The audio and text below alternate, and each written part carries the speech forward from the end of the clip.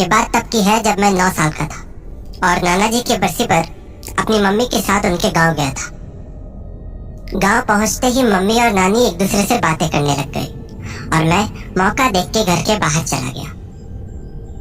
उस गांव के बारे में मैंने अपनी मम्मी से बहुत सारी बातें सुनी थी, इसीलिए मुझे वो गांव देखने का बहुत मन था। पर सब कुछ बहुत अजीब सा था। दूर दूर तक एक आदमी दिखाई नहीं दे रहा था। ऐसा लग रहा था जैसे इस गांव में बस हमारा ही परिवार हो। कुंदन। हाँ?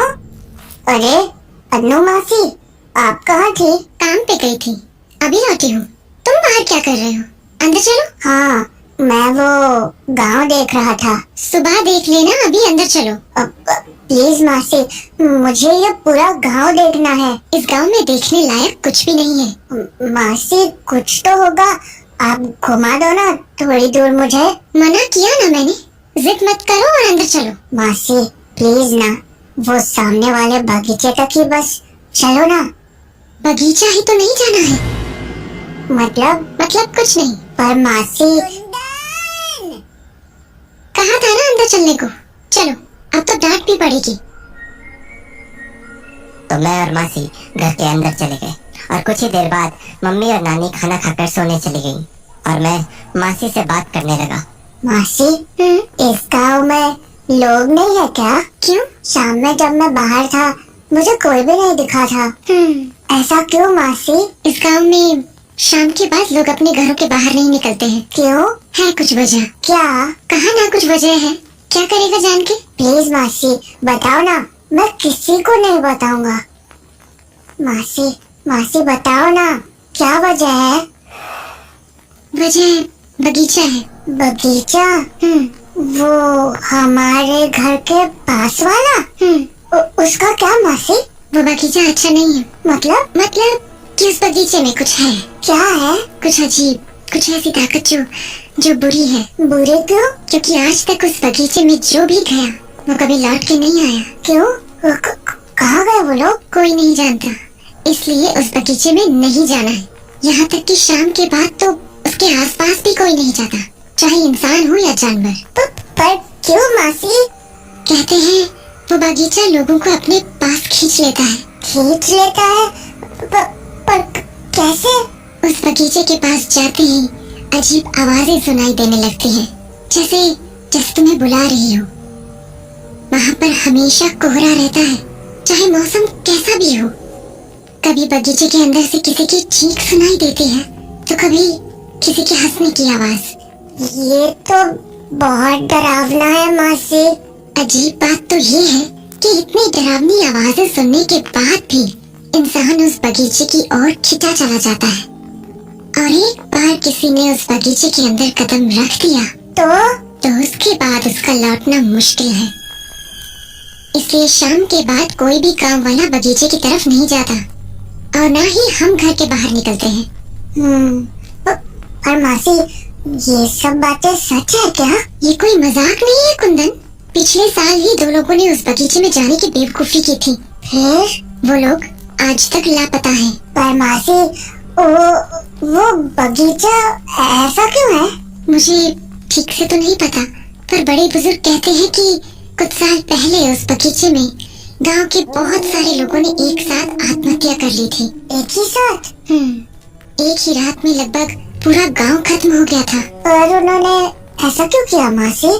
कुछ साल पहले गांव में एक जमींदार हुआ करता था। उसने धोखे से सभी गांव वालों की जमीन पर कब्जा कर लिया था।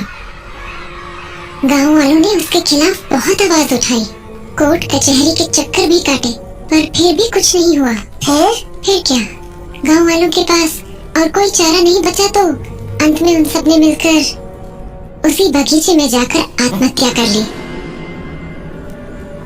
मासी, उस जमींदार का क्या हुआ? हाँ?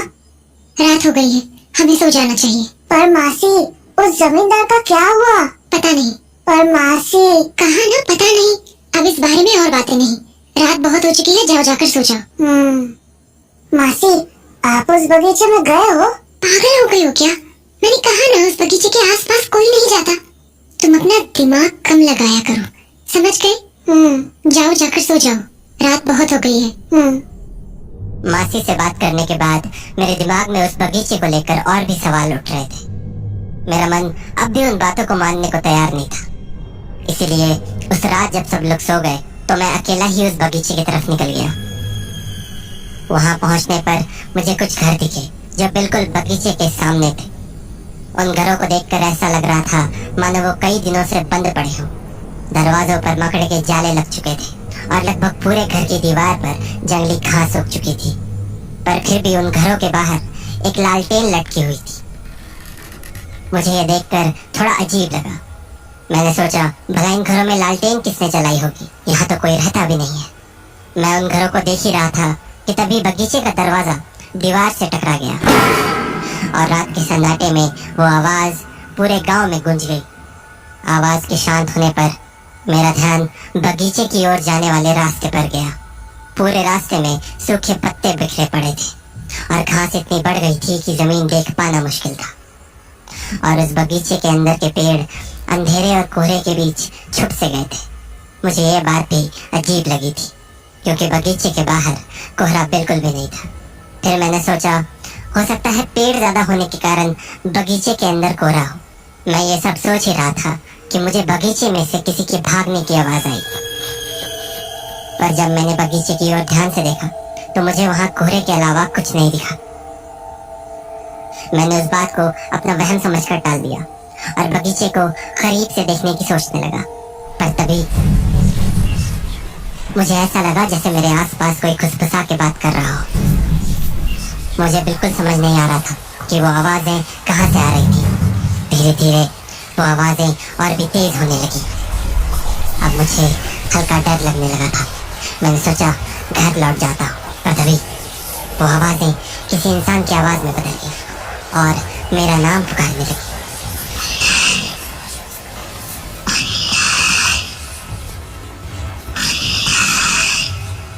मेरी हालत खराब हो रही थी। मैं वहां से भागना चाहता था पर मेरे पैर मानो जम से गए थे और धीरे धीरे करके वो आवाजें और भी तेज हो रही थी।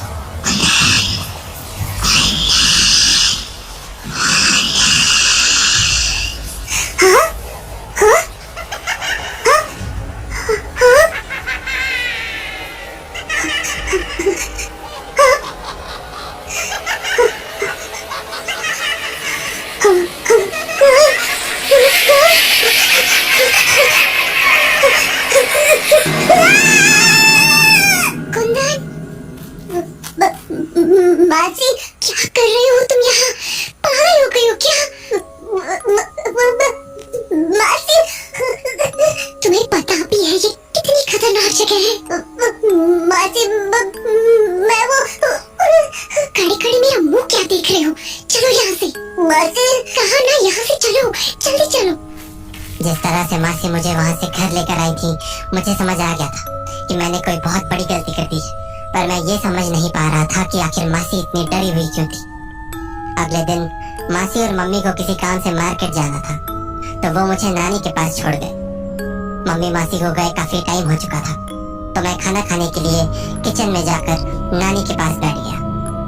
पर मैं अभी भी मासी की बताई बातों के बारे में सोच रहा था तो मुझे लगा क्यों ना नानी से ही सच पूछ लूं।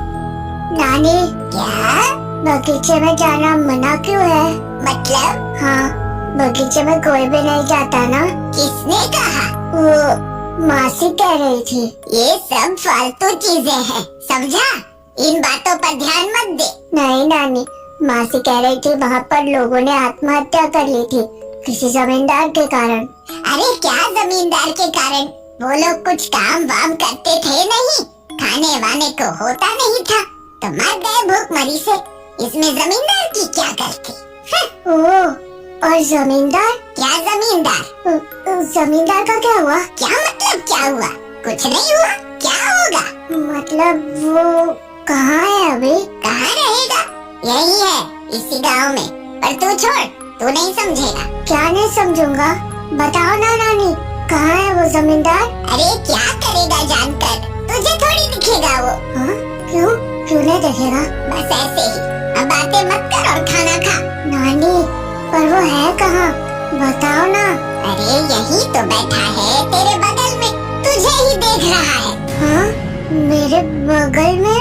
नानी क्या बोल रही हो? ओफो, मैंने पहले ही बोला था ना कि तुझे नहीं दिखेगा। अब ज्यादा सवाल मत कर। पर कहा ना, दिमाग मत लगा, चुपचाप खाना खा और सो जा जाके। हाँ? मुझे नानी की बातें अजीब लगने लगी थी, तो मैंने जल्दी से खाना खाया और खटिया पर जाकर लेट गया। पर मेरे दिमाग में अब भी नानी की कही बातें चल रही थी। मैं यही समझने की कोशिश कर रहा था कि आखिर नानी की बातों का मतलब क्या था, और वो ऐसा क्यों कह रही थी कि जमींदार मेरे बगल में ही बैठा था। इन्हीं बातों को सोचते हुए पता नहीं कब मेरी आंख लग गई। नींदों में मुझे कुछ आवाजें सुनाई दी, पर मैं समझ नहीं पा रहा था कि वो क्या कह रही है। पर तभी ऐसा लगा जैसे कोई मेरा नाम पुकार रहा है। कुंदन बेटा, पहचाना मुझे? हाँ?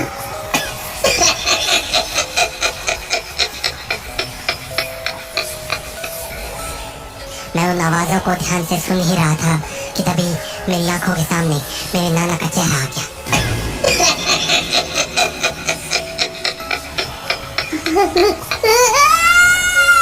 और मैं चीख कर बिस्तर से उठ गया, और जैसे ही मैंने नजरें घुमाई तो देखा कि मेरी नानी मेरे खटिया के ठीक बगल में ही बैठी थी। क्या हो गया? बुरा सपना देखा क्या? नानी हो मैंने अभी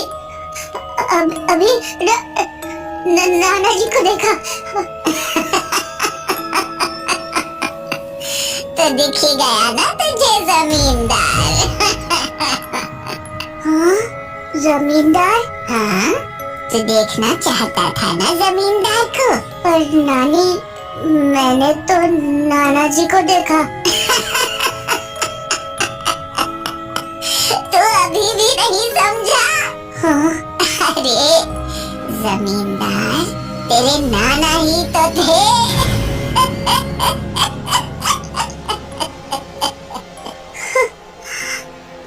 मुझे ये तो नहीं पता कि जमींदार वाली कहानी की असलियत क्या थी, पर उस रात के बाद मैं इतना तो जरूर समझ गया था कि वो गांव सचमुच भूत गया था।